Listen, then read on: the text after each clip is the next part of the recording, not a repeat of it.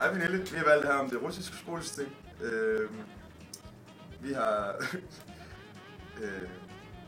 læst lidt på internet og fundet ud af, at i den russiske grundlov garanterer de alle mennesker deres ret til at bevare deres sprog og tage den uddannelse, de lyst til, og udvikling af sproget, som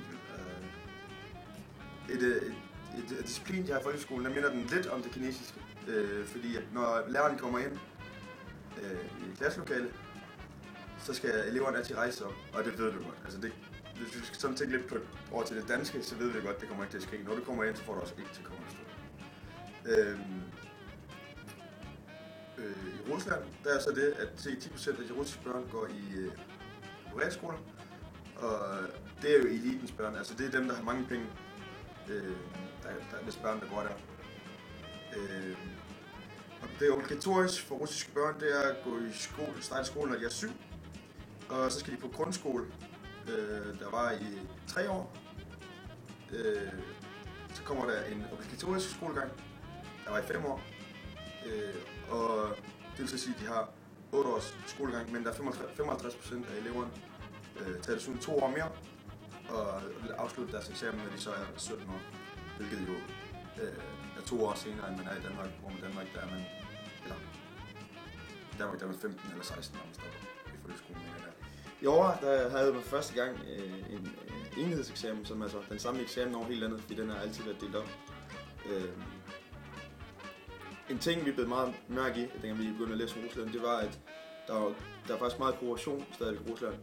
Det døjer meget med, at eleverne kan købe deres karakterer af deres lærer.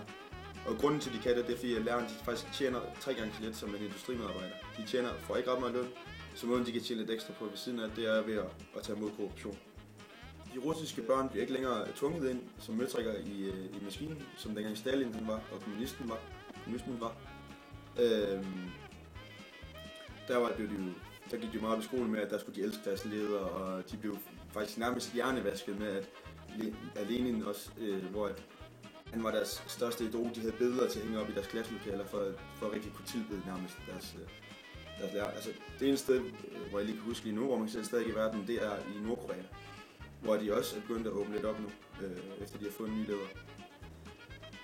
I Rusland har de en 5-taksskala, eller en 5-talsskala, der svarer til vores 12-skala, men der bruger vi 1-5, hvor 3 så selvfølgelig er en middelmådig præstation, hvor de skal have 3 for at gennemføre, for at bestå.